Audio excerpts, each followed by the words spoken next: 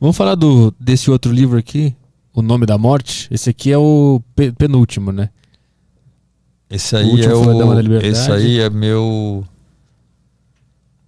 terceiro livro. É o terceiro, esse é o meu terceiro livro. Esse O aqui é terceiro. 2000. O quarto é o da Síria e o quinto é a Dama da Liberdade. Ah, tá.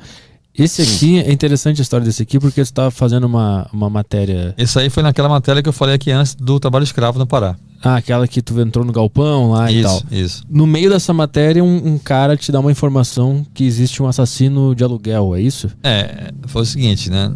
Vê que coisa louca, cara. Nessa operação, um dos presos, um dos escravos, né, que foi solto na operação, contou que ele conseguiu fugir, mas aí mataram, se eu não me engano, acho que era o irmão dele.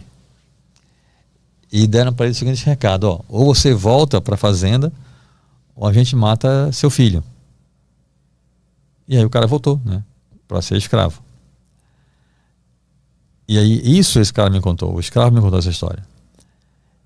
E aí eu falando com um policial, um agente da Polícia Federal sobre esse caso, sobre esse relato, o agente da Polícia Federal me disse: não, cara, é muito comum isso aqui. Os fazendeiros contratam muitos pistoleiros para fazerem isso, para matar escravo que foge, não sei o quê, ou familiares, para obrigar o cara a voltar para a fazenda. Aí eu falei para esse policial, né, federal, eu falei: ó, cara, eu queria muito entrevistar um desses pistoleiros. Você acha que consegue? Ele: eu vou ver e te falo. Depois eu falo. Beleza. A operação acabou, né? Voltamos para Belém.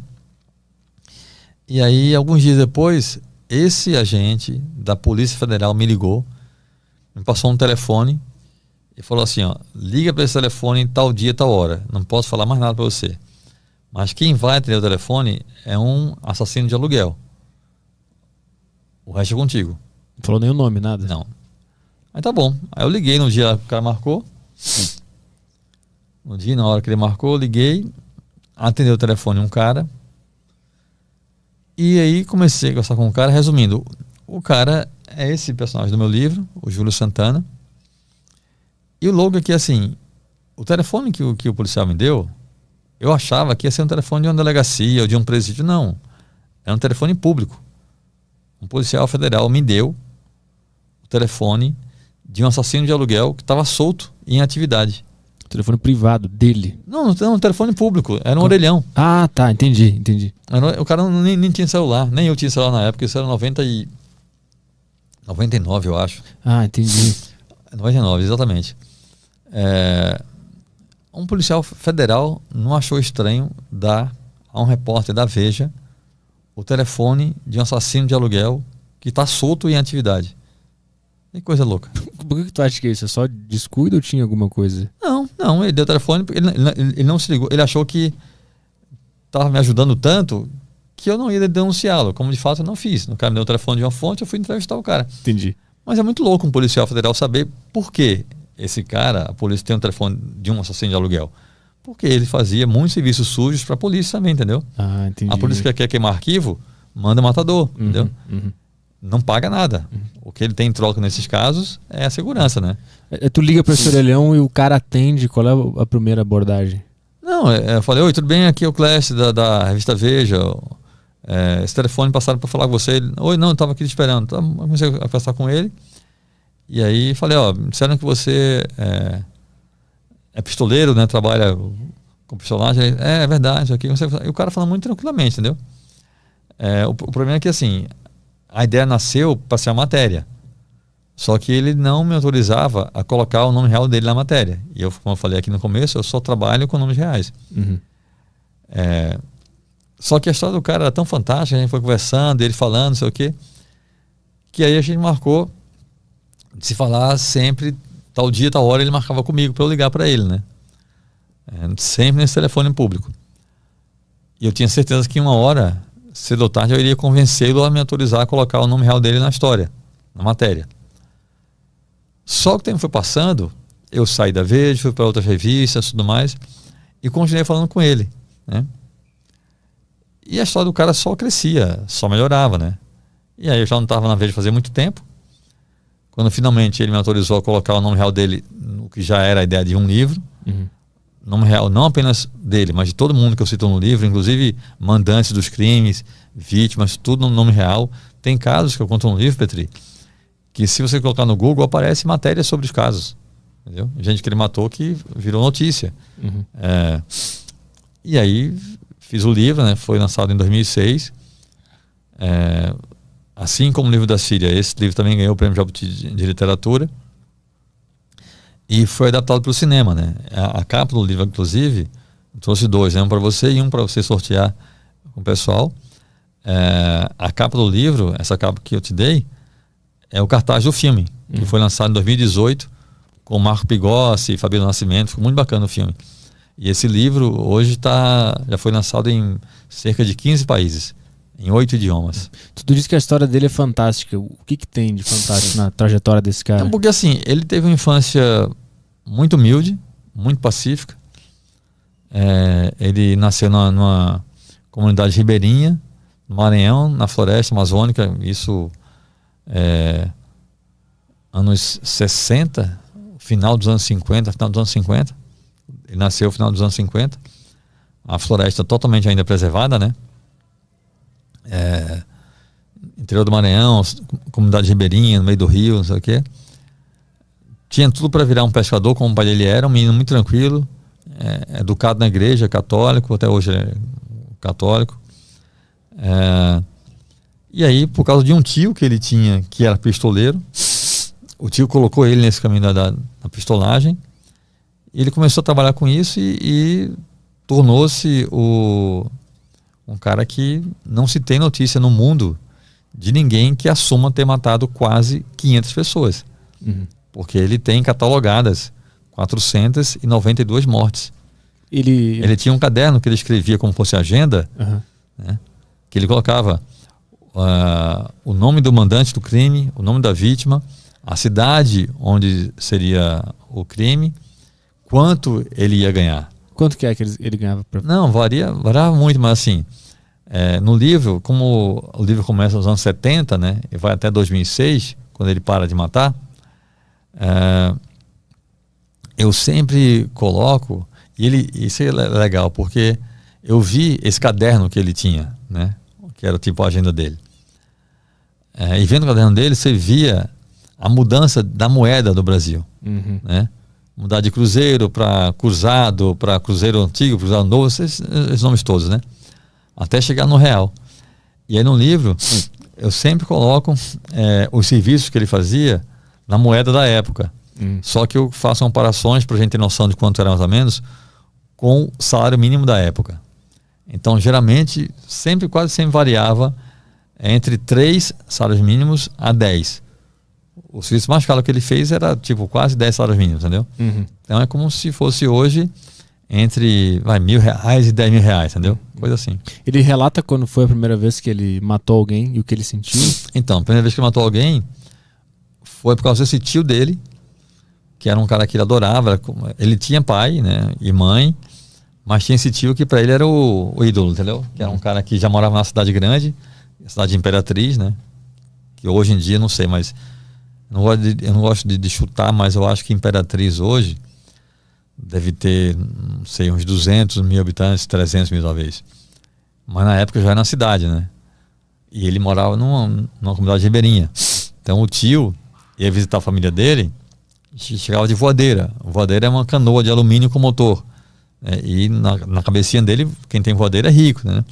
O pai dele tinha canoa, o pai dele saía para pescar de canoa. Então o tio chegava com uma voadeira. É como o teu pai ter um Fiat Palio e chegar teu tio com uma Mercedes, entendeu? Do ano bonitona. Então ele tinha essa admiração pelo tio. O tio foi o cara que ensinou ele a atirar, ele era ótimo de pontaria. E aí o tio foi visitá-los uma vez e pegou malária. Ficou muito mal. Na cama, na rede, sem conseguir se levantar, com muita febre, dor no corpo. E nesse estado o tio falou para ele, falou, seguinte, e todo mundo na família achava que o tio era policial militar, né? Porque o tio ia lá sempre com o uniforme da polícia militar e tudo mais. E aí o tio falou para ele, vou te contar uma coisa que ninguém pode saber. Além de policial militar, eu também sou matador de aluguel. Eu vim aqui fazer um trabalho. Eu vim aqui para matar O Amarelo era um pescador que tinha estuprado uma menina, acho que de 13 anos, filha de comerciante da região. E aí o comerciante contratou o tio dele para matar o Amarelo. Ele falou isso pro Júlio, ele falou, eu vim aqui para matar o Amarelo, e nesse mundo da pistolagem, eu já recebi o dinheiro. Se não fizer o serviço, quem morre sou eu. Então, assim, o Amarelo tem de morrer amanhã de todo jeito. Eu não tenho condições. Como você é bom de pontaria, eu quero que você faça isso para mim. E aí ele não queria fazer, ele ficou mal, ficou apavorado, mas por amor ao tio foi e fez. Né?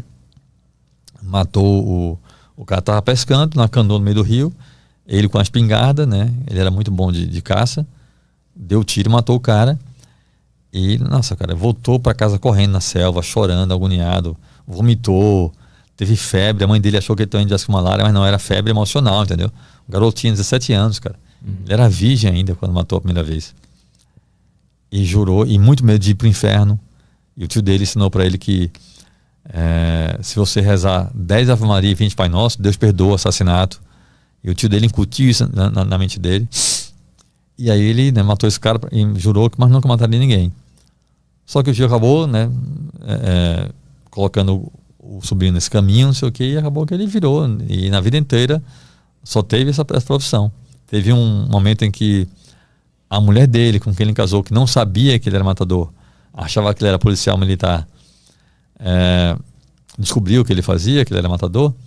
A mulher deixou ele, levou os filhos com ela, ele ficou péssimo, arrasado, não sei o que, arrumou um emprego normal, numa serraria. No filme, inclusive, ele vai trabalhar numa balsa, mas na vida real foi uma serraria. E na serraria, o cara trabalhava. Aí quando ele foi pra serraria, a mulher voltou, né? Não, a mulher ameaçou deixá-lo, acho que ela não chegou a deixá-lo na história real, não lembro agora. É porque no filme a mulher chega a deixar sair de casa. O fato é que ele vai trabalhar na serraria, e aí a mulher fica em casa com os filhos. E aí só que na serraria, cara, ele trabalha 8 horas por dia, né? Vive suado, aquele trabalho pesado, e ganha o mês todo, ganha o que ele ganharia, menos do que ele ganharia num serviço, entendeu? Que ele faz um dia, assim, fazia 2 serviços por mês, às vezes 3, às vezes 1 só, enfim. E aí cai o rendimento dele cai bastante, e a família não consegue mais ter a vida que tinha antes. Nunca teve vida de luxo, nunca teve, mas assim, vivia numa casa decente, com energia elétrica, com TV, não sei o quê, e não conseguia mais pagar as contas na serraria. E aí ele volta a matar gente, e a esposa, mesmo contrariada, mesmo que aceita, entendeu? Porque vê que Sim. ou é isso ou é a miséria, entendeu?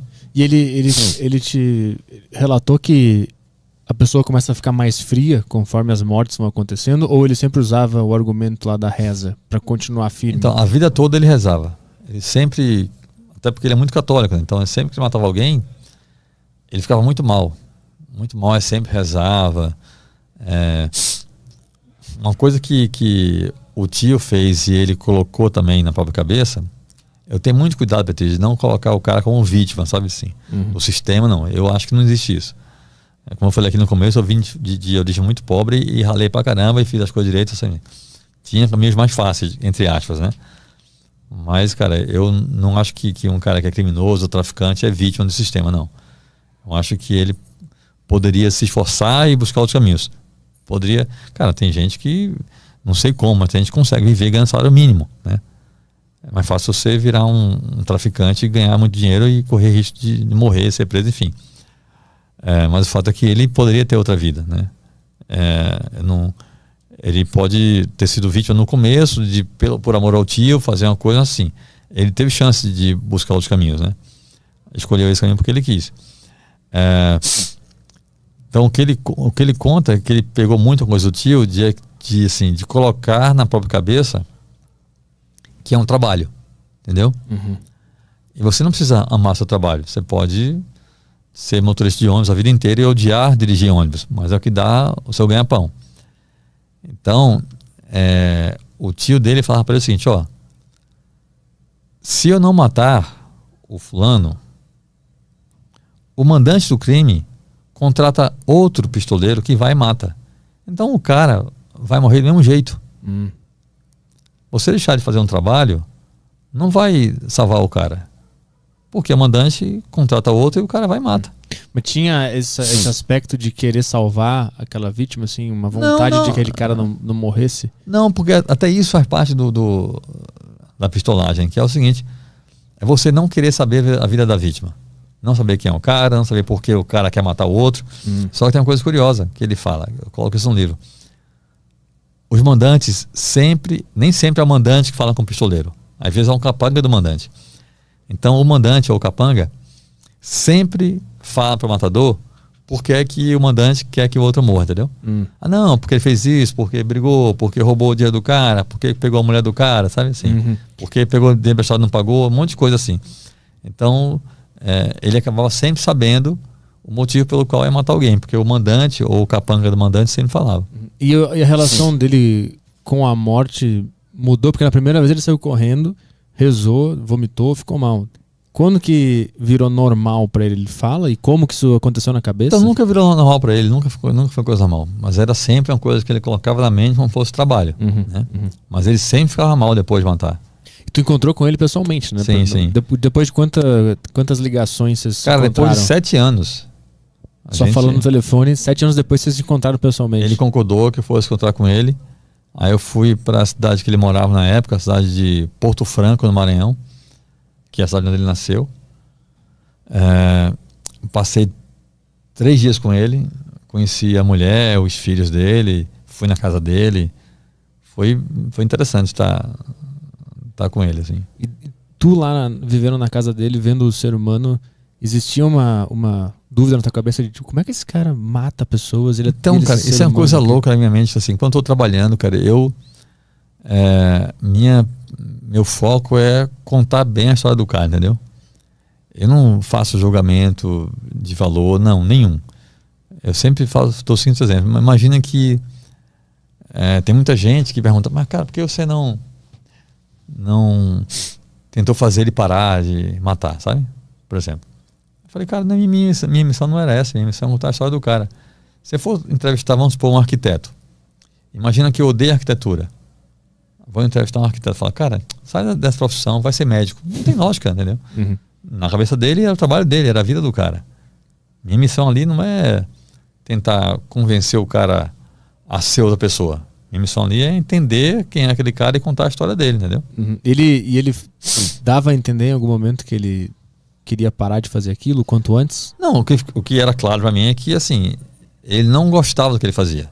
Sim. Ele gostaria de ter outro trabalho, né? Tanto é que ele tentou uma época, mas assim... Sim. Mas ele tava com algum plano assim, eu vou fazer isso aqui até tal ano, vou juntar tanto dinheiro? Quando eu fui encontrar com ele, em 2006, eu consegui convencê-lo a me encontrar pessoalmente, justamente porque ele tinha decidido parar. Ah, entendi. E sair do Maranhão, ia para outro estado. Quando ele me encontrou isso, eu falei, Júlio, agora é a hora da gente se ver, velho. Porque assim, você vai parar de matar, vai morar em outro lugar longe. Você sabe como é que é a polícia nesse negócio. Ninguém vai sair te caçando pelo Brasil. O nome dele são 4 nomes. É Júlio, não sei o que, Santana, não sei das quantas. Aí eu falei, eu coloco só Júlio e Santana só. Mas eu preciso colocar... Ele falou, põe só Júlio então. Eu falei, não, só Júlio aí também não rola, né? Ao menos deixa eu colocar o Santana. Ou outro nome que ele achou que era menos comum e de fato é menos comum. Aí eu falei, tá, então eu coloco só Júlio Santana, mas eu vou colocar o nome real de todo mundo. Aí ele só pediu para não colocar o nome real, no nome da mulher dele. Não tem nome da mulher dele, é só a mulher. Eu sempre falo dela com a mulher dele. No livro não tem nome da mulher dele. Mas, cara, tem um relato no livro que o mandante do crime era o prefeito da cidade. E eu coloquei no livro o nome do prefeito, porque eu fui apurar a história. Obviamente, tudo que ele me contou, eu fui apurar com outras fontes, né? E tudo que ele me contava, cara, o que eu conseguia apurar com outras fontes, tudo batia com o que ele me contou. Consegui documento policial, consegui processo judicial de vários casos e coisas que ele me contou, que até enriquecem o relato também no livro. Esse do prefeito era por qual motivo? É que o cara, a vítima, era sindicalista, era presidente do sindicato de agricultores na cidade de Goiás, interior de Goiás, e estava despontando como o grande favorito para a eleição do ano seguinte, a prefeito.